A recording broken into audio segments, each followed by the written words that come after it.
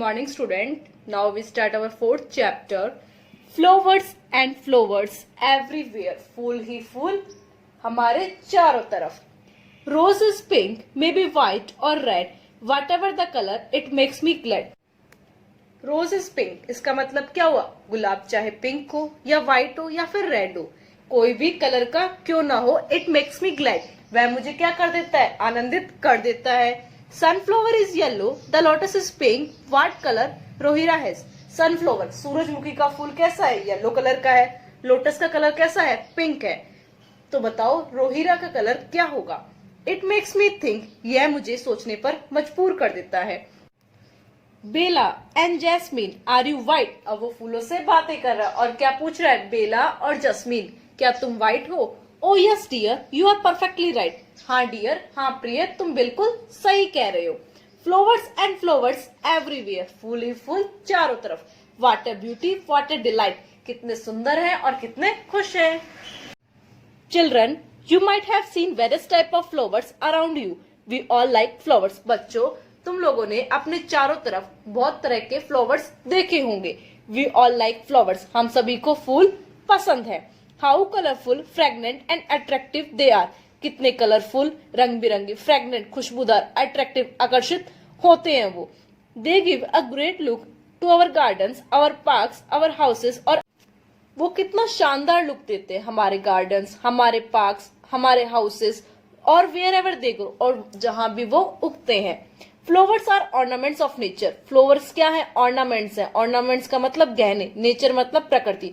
Flowers क्या है? प्रकृति के गहने हैं. इजंट इट, क्या तुम्हें ऐसा नहीं लगता? They make our world beautiful. वह हमारे संसार को क्या बनाते हैं? सुंदर बनाते हैं. You will study in higher class that this beautiful part of a plant is essential for completing its life cycle. जब तुम हायर क्लासेस में आ जाओगे, बड़ी क्लासेस में आ जाओगे, तो तुम क्या पढ़ोगे? प्लांट का, पौधे का या सुंदर पार्ट, सुंदर भाग जरूरी है. किसके लिए? अपनी लाइफ साइकिल, अपना जीवन चक्र कंप्लीट करने के लिए, पूरा करने के लिए पौधे का यह भाग बहुत जरूरी है. The rose is one of the most beautiful flowers. सबसे सुंदर फूलों में से एक क्या है? Rose. Apart from pink, pink के अलावा रेड और व्हाइट, इट में भी ऑरेंज, येलो और मैरून कलर. पिंक के अलावा रोज के कौन कौन से कलर हैं? रेड, व्हाइट, ऑरेंज, येलो और maroon. Like other attractive flower, दूसरे आकर्षित फूलों के जैसे, rose is also visited by various type of insect. Rose पे भी अलग अलग तरह के इंसेक्ट विजिट करते हैं, आते हैं. लाइक बम्बल बी, जैसे बम्बल बी, भौरा, बी मक्खी, हनी बी मधुमक्खी, मोथ, butterfly, तितली, wasp, etc. These visitor collect pollen और sip nectar.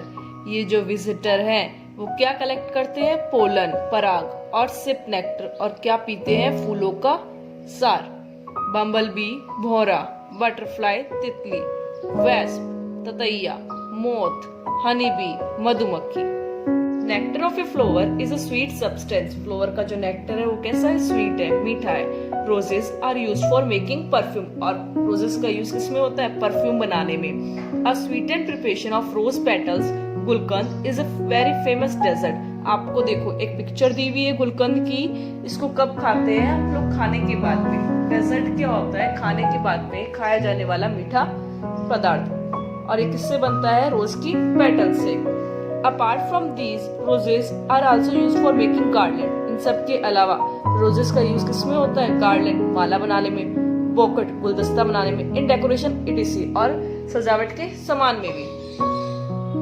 The sunflower, सूरजमुखी का फूल. You will learn in higher classes that the sunflower is actually a cluster of many small flowers. It is an attractive flower of yellow color. अब आप बड़ी classes में क्या देखोगे? जो सनफ्लावर है वो क्या है? क्लस्टर है, झुंड है. किसका? किसका झुंड है? छोटे छोटे फ्लावर्स का. और वो कैसा है? बहुत ही अट्रैक्टिव है. किसकी वजह से? उसके येलो कलर की वजह से. The sunflower is also visited by the wasp and बीज. और सनफ्लावर पे भी कौन आते हैं? बीज, मधुमक्खियां, वेस्प, ततैया. We get edible oil from the seeds of sunflower. और हम लोग खाने का ऑयल जो है वो किससे मिलता है? सनफ्लावर के सीड से. सूरजमुखी के जो फ्लावर है उसके सीड से, बीजों से. Why it is called sunflower, इसको सनफ्लावर क्यों कहा जाता है? This flower along with stalk always bend in the direction of the sun, ये फ्लावर अपने स्टेम के साथ में सन की डायरेक्शन में टर्न हो जाता है। बेंड मतलब मुड़ जाता है। सन की डायरेक्शन का मतलब यह है कि जिस तरफ से सनलाइट आएगी उसी तरफ ही अपने आप को बेंड कर लेगा, मोड़ लेगा। As it always faces the sun, इसका मतलब क्या हुआ? ये हमेशा सन को फेस करता रहेगा। Is called sunflower.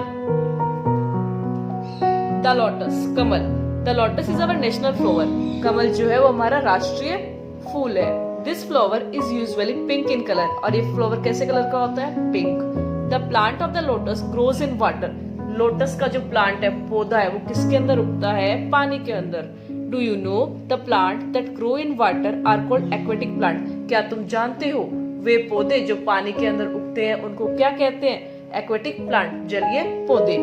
In Hindu religion the lotus is considered as a sacred flower, Hindu धर्म में लोटस को एक धार्मिक फूल माना गया है। It is said that the goddess of wisdom माँ सरस्वती सिट्स ऑन इट, अब क्या बताया गया है? माँ सरस्वती, जो माता सरस्वती है गॉडेस, वो कहाँ बैठती हैं? लोटस के फ्लावर के ऊपर बैठती हैं। The stem of lotus is used to make vegetable, जो लोटस की जो स्टेम है, तना है, उसका किसमें यूज करते हैं?